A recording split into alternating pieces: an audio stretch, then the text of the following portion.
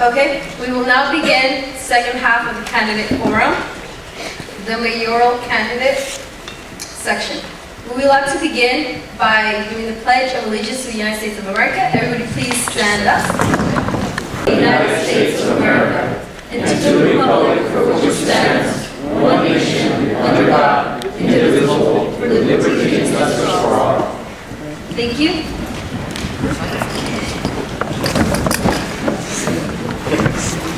Okay, I'll pass over the microphone to our moderator. This is Dr. Deborah DeReich. Thank you. I'd like to welcome everyone here this evening. We're so pleased to welcome members of our community, our distinguished guests of our community, our administrators, our staff, our faculty, and our great students. And in addition, our leaders of our community who are going to be debating this evening. We're looking forward to hearing their viewpoints and understanding more about their perspectives for our city, our wonderful city. We would like to begin with the basics about honoring our Associated Student Government.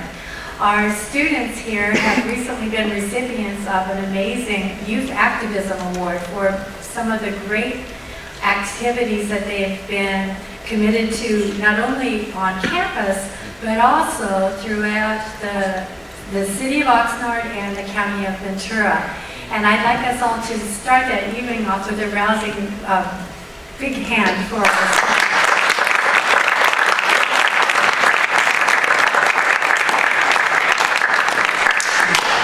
Energy is how we're going to get you warmed up for the great evening about to begin. What we're going to be doing in terms of the structure tonight, we have our three wonderful candidates, and they're each going to introduce themselves, and they'll begin with about a 5-minute introduction. We have a timekeeper in the front row, Francisco Ferrara, in the white shirt. He's going to hold up a card when you get closer to the end of your time period. You'll see a sample. It's a green for 30 seconds, a pink for 10 seconds, and the blue sheet when it means that your time is expired, and I'll give you a friendly reminder for that time. So we'll begin with the first part, which is your introduction. Then, the introduction, must correct myself, is 1 minute introduction. And then we'll be going, you have 3 separate questions, and each one of those questions will be 2 minutes each.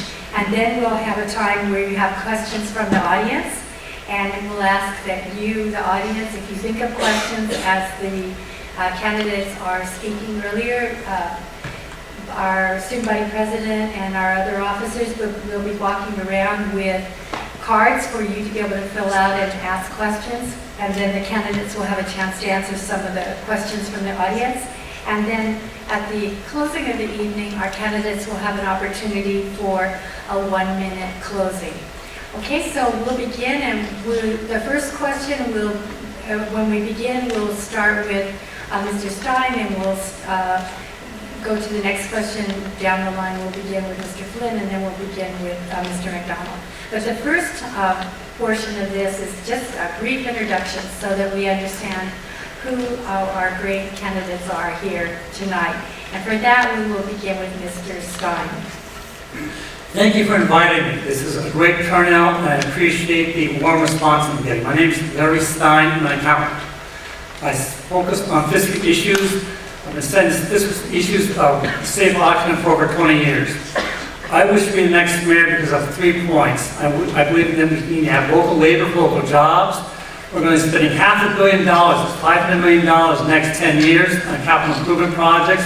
That money needs to stay in Ventura County so that our families who are paying taxes can get that money through the form of labor and work in the recycling community. We need to hold senior staff accountable for some of the actions. I find some of the actions taken by city council, by city staff members to be questionable, and the ethical standards of city staff is also subject to review.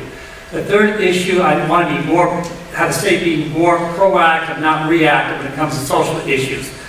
We need to mediate social issues before they become criminal issues. Our police department does a wonderful job, but not social workers. When they get involved in domestic violence issues, they gotta arrest somebody. That doesn't fix social issues. I wish to have the city involved and be more proactive in social issues and not reactive. Please vote for me for your next mayor. Thank you very much. Thank you very much. Mr. Flynn, thank you. Thank you very much. I want to thank the ESG for sponsoring this event, and as well as Dr. Duran, who's in the audience, and the students from Oxnard College and Pacifica High School.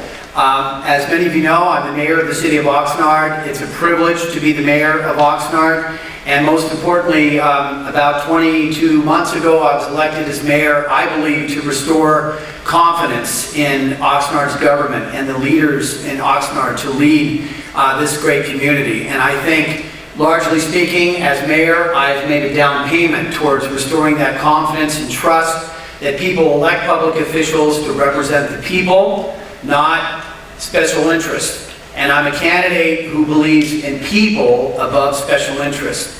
The theme of my campaign is to believe in Oxnard. Oxnard is the best place to be in Ventura County. I would argue it's one of the best places in the state of California.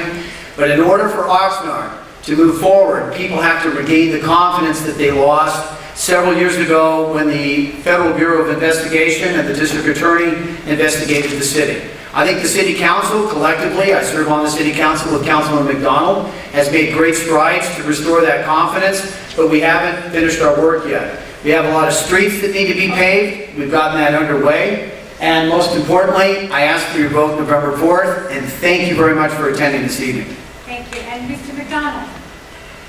Well, I'll start out saying thank you very much for allowing me to participate in this forum. Thank you to Oxnard College, the Associated Student Government. I have a very simple campaign. I'm focusing on two things: efficiency and public safety. I spent 30 years with the Oxnard Police Department, 29 years as a police officer there. Retired. I've been on city council for 6 years. And for about the last 32 years, I've been a part-time instructor at Ventura College in that city to the north of us.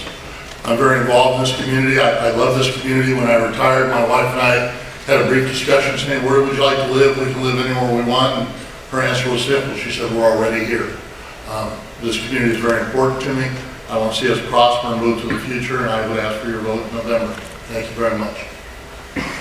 We'll thank all three of you. Let's give them a warm round of applause.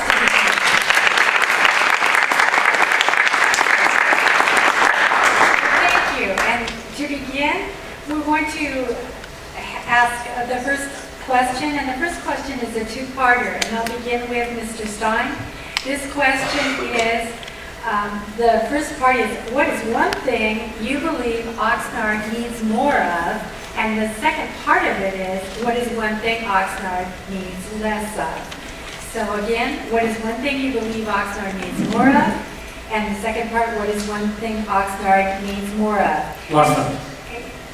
Oxnard needs more, yeah. One's first, one's more, one's less. One's more and one's less. And then this is 2 minutes for each, 2 minutes total for you. Thank you very much. We have a serious issue, social issues. We have too much domestic violence. We have too much drinking. We have too much drug abuse. We have too many people are being incarcerated.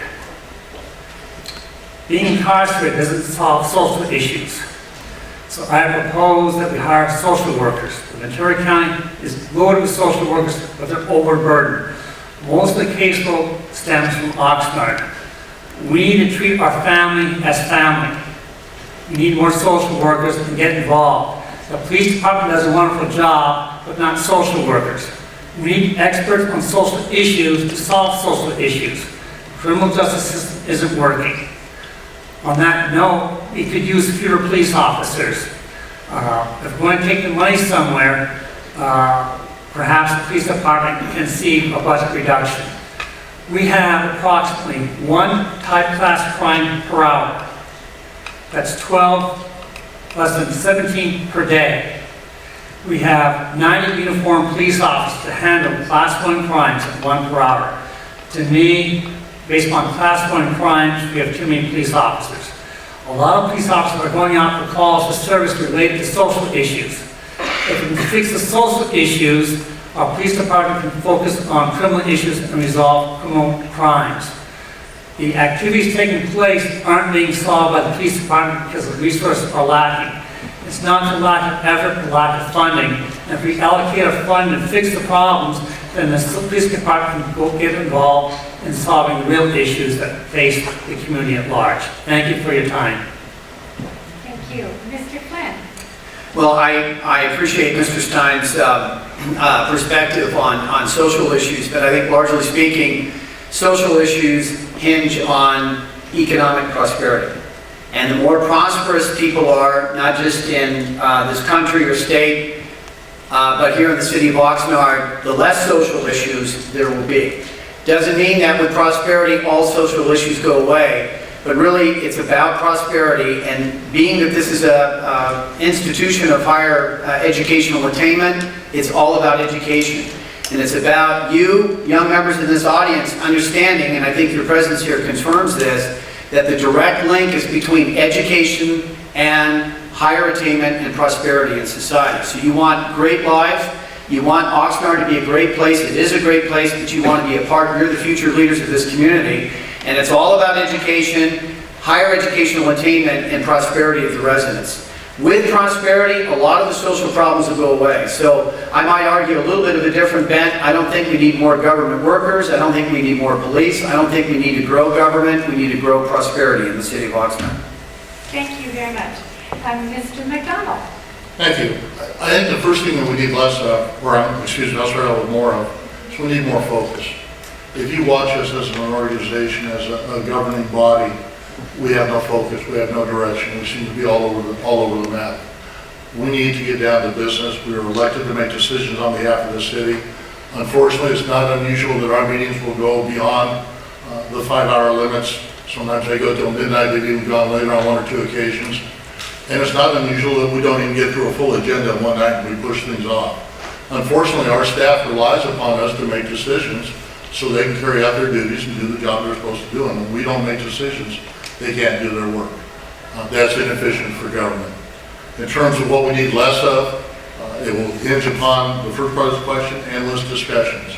We will talk about things forever. We will bring things back 2, 3, 4 times before we may make a decision. We need to be efficient, focused, and direct our attention toward doing what we're elected to do, which is make decisions on behalf of this community to allow the workers that work here to do what they need to do to make this community move forward. Well, thank you very much. And we're going to be moving on to the second question in just a minute. Before I do that, I'd like you to notice on the side that the lady taking photos is Elizabeth Valencia, and she's our student body president. And she, along with some of the other officers wearing black shirts with the student body logo, will be walking around during the next questions to see if you have any questions that you would like to ask of our candidates. And those will be read to the candidates in just a little bit if you have them. So please feel free to fill out the cards that you have and think of questions for our candidates. The next question will begin with Mr. Flynn, and this question is, what kind of accountabilities would you impose onto companies or corporations whose service or products harm the environment? Well, number one, we don't need companies in the city of Oxnard that are going to harm the environment. And when I say that, I should be specific. That, we have power plants on the beaches, right? A company owns the power plant, and the power plant burns natural gas. Natural gas is a hydrocarbon. It's going to harm the environment. When I say that we don't need companies that are going to harm the environment, I mean companies like Halico that left a Soviet Union era mess on the beach, if you can even imagine that. So it starts by saying that we want to grow jobs in the city of Oxnard, we want higher paying jobs in the city, and we want the students here in this audience to attain those jobs, those higher paying jobs through education, but by all means we don't want to attract employers that are going to do anything to adversely harm the environment. And that's why I believe in clean jobs, in particular new economy jobs in high tech, biotech, and medical research. Those are some of the highest paying jobs in this country. They have very little harm on the environment. It doesn't mean they're absolutely environmentally sound from a perspective of not doing any damage to the environment, but they're some of the cleanest jobs in this economy. So it really needs to start by not having those employers here in the city of Oxnard, period. Well, thank you very much. Mr. McDonald? Thank you. There are two basic types of accountability that you can impose on someone that harms the environment, and they're very straightforward. One is criminal liability, and if they're committing criminal acts, we should prosecute them to the fullest extent of the law. Keeping in mind that criminal liability is to punish people, to make them responsible for what they've done. The second part of accountability is the civil accountability. And civil accountability is designed to put us all as a community to repair the damage that was done to us and make that company pay for what they've done to harm us as a community. You need both parts. You can't have, well, you can have one or the other, but it won't be a full solution. Not only should people that intentionally harm our environment, do damage to our community, be held criminally liable for it, they need to fix it, they need to repair it, they need to replace it, they need to do whatever's right to make it correct. And I will follow up with a comment that the mayor made. Halico left a criminal pile of junk. We are going to deal with that for our generation, for future generations, until we can recover that. That's not fair, it's not acceptable, it shouldn't be allowable, and we need to be as aggressive as possible to resolve that. Thank you. And thank you very much. And Mr. Stein? There's very little as a city councilor can do to control the environment activities of a given corporation. I've worked with small companies that have 4 or 5 employees and large companies that hire tens of thousands of people. Some companies intentionally get involved in activities that may harm the environment, some don't. Most companies are responsible. I don't know how many of you know that in the 1990s, Oxnard produced electric buses. We had an electric bus company on 5th Street, and those buses are still running. They're running in Burbank, they're running in Santa Monica, and they're running in Santa Barbara. This is the type of companies that we need. To make these buses, they had a fiberglass plant. And the fiberglass plant is a strict control by the county for pollution control. The same controls that this company had to go under, every company has to go under. When a company opens up anywhere in California, they have to go through a certain permit process. And it's through the permit process that's involved in making sure that companies are in compliance. The Oxnard Police Department has a department that inspects companies, the county has inspectors, and the state has inspectors. And many employees in these companies who feel that they are being harmed by activities in the company, they will complain. And it's through involvement by our citizens that creates a situation that holds companies accountable. Without the public being involved, there's no way that city officials, county officials, and state officials can know that laws are being broken. So it's upon the citizens and the community being involved that notifies what's going on.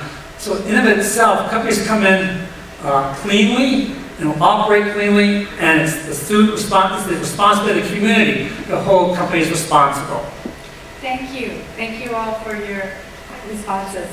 And finally, for this next one, it will be Mr. McDonald answering first. And the question is, what will be some of your priorities if elected or re-elected mayor of the city of Oxnard? Thank you. And I've already touched on one of these, but I'll touch on it again. One of them is going to be internal efficiency as a community, as a government, as a governing body. We need to make decisions. That's what we're elected to do. And by making those decisions, we allow staff to move forward and make the decisions they need to make this city function. We need to look at our system of accountability and governance right now. We've just hired a new city manager, Mr. Greg Nyhoff, who's doing a wonderful job. I'm very impressed with him. But we have hamstringed him so much with our internal regulations that it's difficult for him to make a decision to make this government function. I'll use the example of vehicles. If somebody in this city wants to buy a truck and that costs over $25,000, they have to come to council and get permission to do that. To me, that's inappropriate. That should be a staff function. That should be done by Mr. Nyhoff. Now, giving that extra ability to Mr. Nyhoff comes with responsibility. It's going to be our responsibility to oversee that and make sure that we monitor what's going on his level. And I think that's where we had some shortcomings a while back, was that we didn't have the accountability we should have had. And things happened that shouldn't have happened. So because we give more discretion to Mr. Nyhoff to run the city, which he was hired to do, it's still going to be our obligation to follow up and make sure that that's being done in the most efficient, correct manner possible. My second focus is on that of public safety. And public safety is very important to me. When I talk about public safety, I talk about the entire gamut of public safety, not just cops, but also firemen and everything else. We sit in an earthquake fault plain. It's that simple. It's not a matter of if, it's a matter of when we're going to have a catastrophic event with an earthquake. Maybe in my lifetime, maybe not, but we need to be prepared to deal with that. 2 years ago, the city of Ventura closed a fire station and still had more firefighters per capita than the city of Oxnard. To me, that's unacceptable.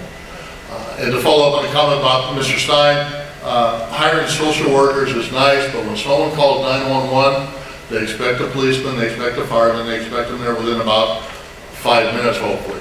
Not 10 hours for a social worker to show. But no disrespect to social workers. They're wonderful people, but our system is designed to have emergency response, and that's what we need to do. Thank you. Thanks. Mr. Stein? Thanks, Mr. Flynn. No, it goes to Okay. Mr. Stein. Thank you. I wish to focus on 3 points. Local labor for local jobs, putting senior staff accountable for their actions, and let's resolve social issues before they become criminal issues. We're going to be spending $500 million, that's $500 million, in the next 10 years in capital improvement projects. That money needs to stay in West Ventura County. It does not need to go out of the county, it does not need to go out of state. When we have $500 million staying in the community, that affects everybody, because the workers will then spend their money locally and be paying the taxes locally. When that money leaves the county, that money leaves the economic cycle. So we need to spend our local money on local contracts and have people employed who are paying the taxes have some money come back to them. We need to hold staff accountable for their actions. Too many times, staff has gotten involved in activities that have caused criminal investigations. Staff does not respond effectively to city council when questions are asked. They do not respond to city council when items are supposed to be placed on the agenda and they get pulled without notice. The third issue is having social issues. With all due respect, we don't have enough activities taking place. Our response time by the police department and fire department is woefully inadequate. But that's because staffing isn't being appropriated enough. Social workers need to resolve social issues. If social issues are resolved, then the police department doesn't need to come out. That does not take away the need from the police department. That does not take away the need from the fire department. We can have paramedics respond to our calls for service and not fully trained fire department officials. We have issues that are resolved that aren't being resolved. We have too many people in jail, too many people in the criminal justice system. This cycle's been going on for 20 years, it's been going on for 30 years. 10% of the nation's population is in jail.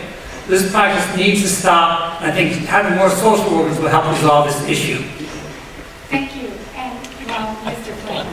Thank you very much. As mayor of the city of Oxnard, I've placed the paving of residential streets as the #1 priority. And that's exactly what I've done and the city council has done. We've spent $30 million. Most recently, we've allocated to pave every remaining residential street in the city of Oxnard. So that's my top priority, to make sure in the next 2.5 to 3 years that every residential neighborhood that has not been paved, that those streets are paved. So that's #1. #2, cut through the red tape at City Hall to help businesses get started with a one-stop shop. And not only a one-stop shop, but a business permitting center where we can attract businesses that want to start in the city. And we're not a hindrance to those businesses starting. We're actually creating and helping them create those businesses. #3, create a magnet school and a K-12 magnet school system in the city of Oxnard. To attract the highest paying jobs and the highest paying employers in the city of Oxnard, the schools have to have a stellar record. A stellar record. So those new economy jobs I was talking about in high-tech, biotech, and medical research, those companies cluster. And that means they gather together in areas where the schools have outstanding performance and also the training for those futuristic jobs. So I'm working with the Oxnard Union High School District to establish that new magnet school. I'm also set on revitalizing Channel Islands Harbor. Channel Islands Harbor used to be a destination point for people all across the state of California and in the county of Ventura. And today, look at Channel Islands Harbor. It lays largely speaking, undeveloped. We need to move forward on Channel Islands. And finally, bring you, the younger people of the city of Oxnard, into Oxnard city government. So thank you very very much. And I think let's give him another round of applause for the answers to these questions. I believe we have one or two more questions from the audience. This is your last chance. And then we're going to select, this is like a lottery. We're going to select three of the, one more? Great. We're going to be selecting three of these questions to continue the round robin process of asking our candidates. And at this time we will begin with, okay.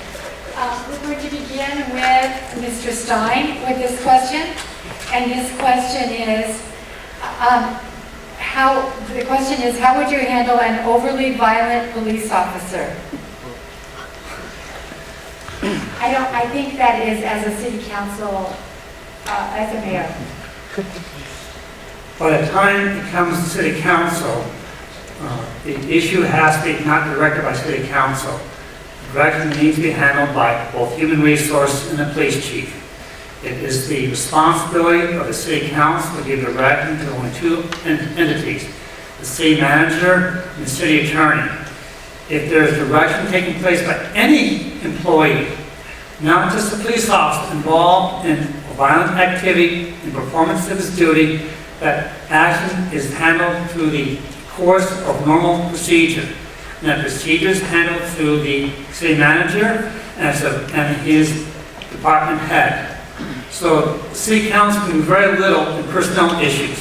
If that item comes to city council due to lawsuits, the city council deliberates in closed session. Unless an activity gets in closed session, the city council can do very little regarding the activity other than to direct the city manager and the department head to take appropriate action.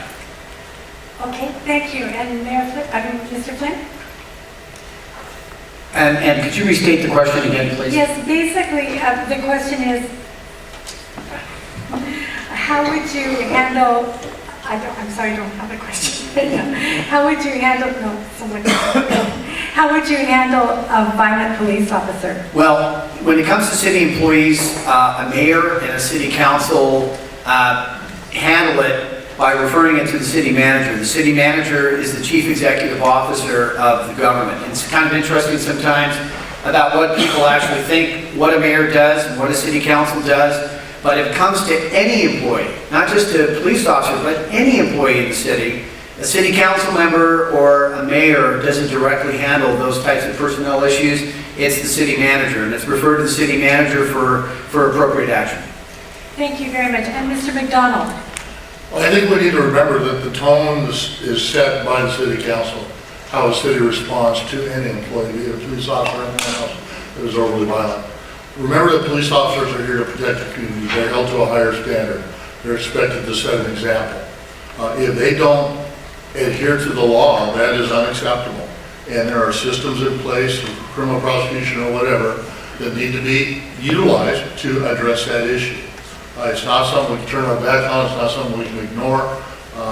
They need to understand the law, and they're not over the law. They're not exempt from the law. They need to be that example. And if criminal prosecution is appropriate, then the district attorney's office is the one to be involved in that matter. Well, thank you for that. And then the second question from the audience is, we'll start with Mr. Flynn. What's your position on local fracking? On local fracking. My position on fracking is that the city council has to be focused on doing the job that it was elected to do. Fracking has very little to do with what the city council is elected to do. Okay, fracking to me is more of a state issue. It doesn't mean that individual city council members can't take a position on the issue. My job as mayor of the city of Oxnard is to preside, along with the city council, over the government. Our job is to make sure that the government provides the very best services to the people of the city. So it's about paving streets, it's about making the city safer, it's about quality of life in neighborhoods, it's about bringing higher paying jobs.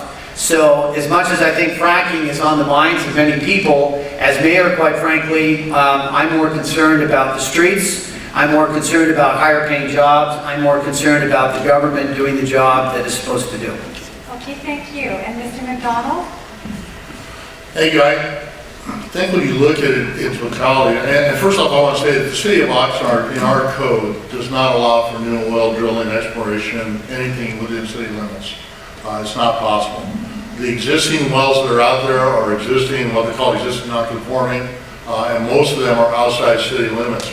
But there's still a potential that the activities that these people engage in their work could affect us. So I think we have to be on top of it and really be aware of what the system works and how it works. I've done a little bit of reading on fracking. I'm not an expert on it by any stretch of the imagination. I think that anytime you inject something into the ground that potentially could have a hazardous or negative effect on your community, we have to be aware of it. We have to do whatever we can to make sure we regulate it in the best way possible. And even be involved in those areas that are outside of our community, because we have to remember that systems that are outside of our city are dealing with substrata that are under our city. So I think we have to be extremely aware of, and I don't think it's something we can take very lightly. Well, thank you. And Mr. Stein? I live in Lemonwood, a neighborhood just a mile north of here, if that. And behind my house is 800 acres of agricultural land. And in the northeast section of that land, fracking is taking place. There's a large tower constantly drilling away, making noise at night. What can I do about it? Very little. Because it's a county land, it's a county issue. All I can do is ask the county to enforce the laws and enforce the laws. So as a city official, I can do very little. As mayor, I can do little more than just ask the county to review the issues of making sure that the activities taking place on county land, in county jurisdiction, is being handled correctly. So that's all I can do as mayor, is making sure the laws are being followed outside the city limits by another government entity. Thank you. Thank you all three of you for those answers. And the last question from the audience is how, and this one is going to be for, I'm so sorry, this one is for Mr. Flynn. What is, I'm sorry, am I right? Yes. I'm sorry, this is for Mr. McDonald. Excuse me, getting my questions out of order. How would you handle selective code enforcement?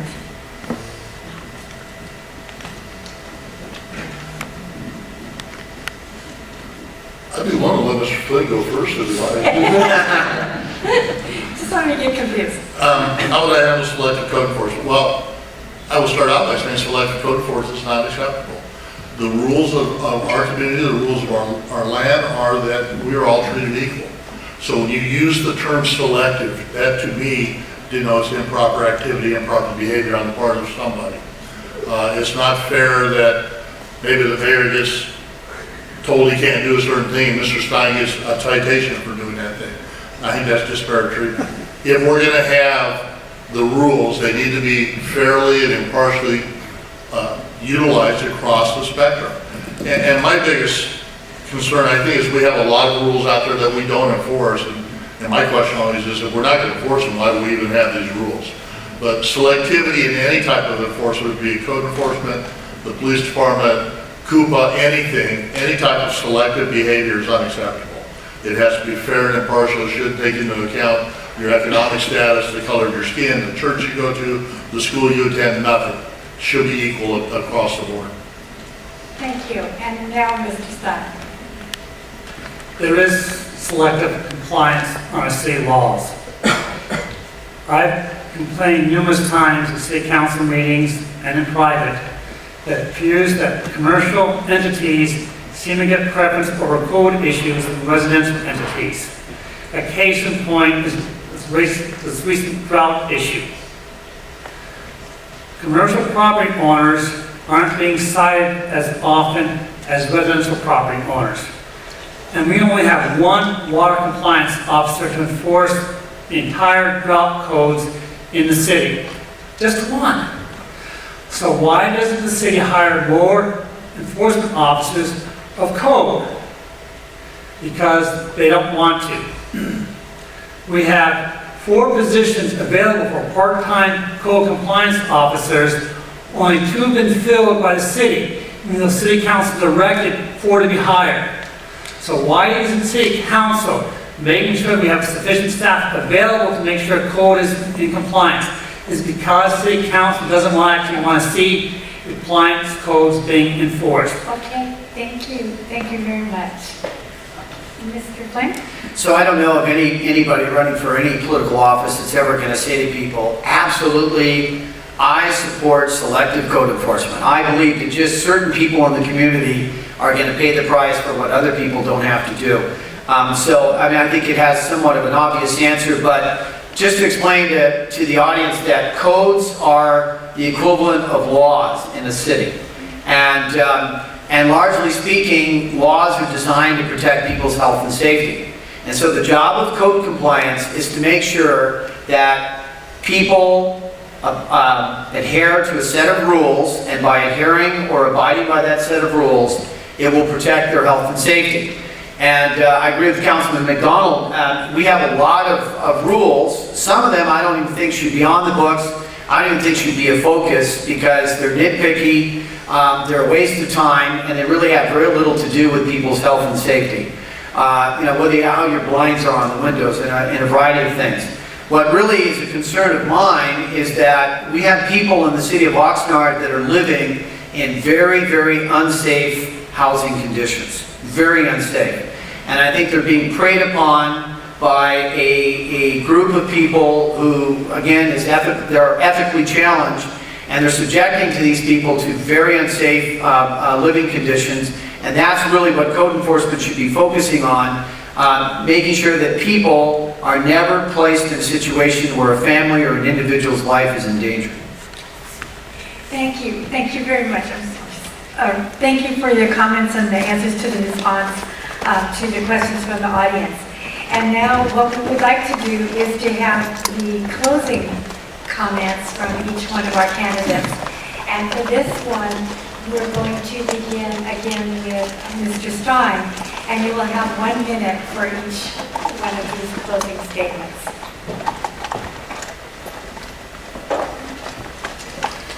You have 3 people running for mayor. 2 of them are already sitting on city council. One city council member has accused another city council member of causing high crime rates in the city. City council has very little control over crime rates. City council has control of holding staff accountable. City council has not held staff accountable for many of the decisions taking place. I've been involved in city activities and attending city council meetings for over 10 years. These city council members have sat on city council for 6 years, and prior to that attended very few city council meetings. I've been attending city council meetings for over 15 years. I have relationships with many department managers. I know where the bodies are hidden. I know where the money can be found. I'd like to make the city better. I know where the money's at, and that's... Thank you. Thank you.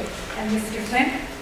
Thank you very much. There's only one person sitting at this table that has been mayor, and that's me. You're looking at him right here, and don't look too long. And I have a proven track record. And when you make a decision, when you vote, you really have to discern between, quote unquote, who you like and who actually gets the job done. You should really focus on the latter, not the former. It's not about liking someone, even though that's part of politics. It's about who do you believe can get the job done.